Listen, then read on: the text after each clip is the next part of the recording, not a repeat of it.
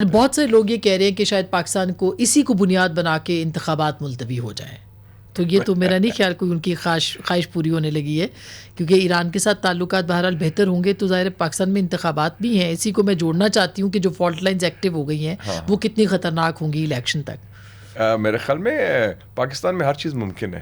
اچھا، یعنی آپ کو بھی لگتا ہے کہ یو کی ناٹ رول اٹ آؤٹ. اگر خدا نہ خواستہ کشیدگی بڑھ گئی then anything can happen. All options are on the table. اچھا، یعنی یہ خدشہ موجود ہے. یہ میں سمجھتا ہوں بڑا سیریسلی موجود. یہ پتھر پہ لکیر نہیں ہے. Not at all. آگے بھی پتھر میں کون سی لکیر تھی؟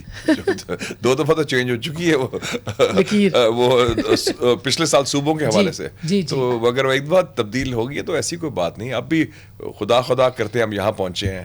اچھا، یہ تو انٹرسٹنگ آپ کا. نہیں میں سمجھتا ہوں کہ اس میں ڈونٹ رول اٹ آؤٹ. کیونکہ ایک سوچ ہے، ایک کہ سمجھتے ہیں کہ الیکشنز کا کیا فائدہ ہوگا.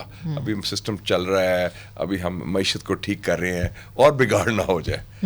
یہ ایک انفلوئنشل سیگمنٹ میں یہ اور اس کے لیے یہ ایک سالڈ ریزن بن سکتا ہے کہ یہ ایک سوچ ہمارے سسٹم میں اور کچھ انفلوئنشل سیکشنز میں ابھی تک ہے. لیکن اس کا کوئی فائدہ تو نہیں ہوگا، اس کا نقصان ہوگا. اسٹیبلٹی، اسٹیبلٹی آئے گی، اس میں ڈیموکریٹک پروسیس چلے گا تو پھر اسٹیبلٹی آئے گی، اور اس سے اقتصادی بحالی بھی اس کے ساتھ منسلک ہے.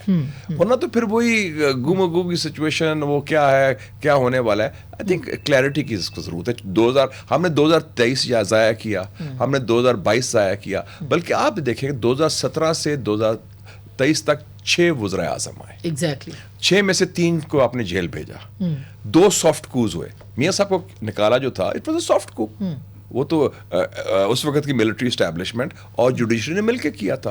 اور میں نے تو پارلیمنٹ میں کہا تھا اس وقت، I was only one who said کہ یہ سیاسی قیدی ہے. انہوں نے کہا، اس کو تھا شبلی فراز صاحب تھے وہ لیڈر آف دا ہاؤس، یہ کیسے کہہ رہے ہیں. کافی اچھی پنچ لائنز دی تھی اس وقت. میں کہا سیاسی قیدی ہیں بیکاز یہ سیاست کی وجہ سے قید کیا گیا ہے. اور تو کہیں نہیں تو کیا خان صاحب کے بارے میں بھی وہ کہتے ہیں تو یہ اس قسم کی چیزیں وہ تو ہے نا کہ اس کو یہ صاحب خوش تھے بڑے کہ بڑا اچھا ہو رہا ہے جی. ثناء اللہ کو جھوٹا کیس، مطلب زیادتیاں ہوئی ساری. اور جو میاں صاحب جب واپس آئے تھے مریم کے ساتھ 13 جولائی کو، آپ کو پتہ ہے کس طرح ٹریٹ کیا گیا، کہ شکست دی گئی بڑی، اور آگے تو ہتھ کڑی بھی لگا چکے تھے. تو یہ ہمارا یہ ٹریٹمنٹ آف لیڈرز اور ایکس پرائم منسٹر، تو وہ اب فیز ہو چکا.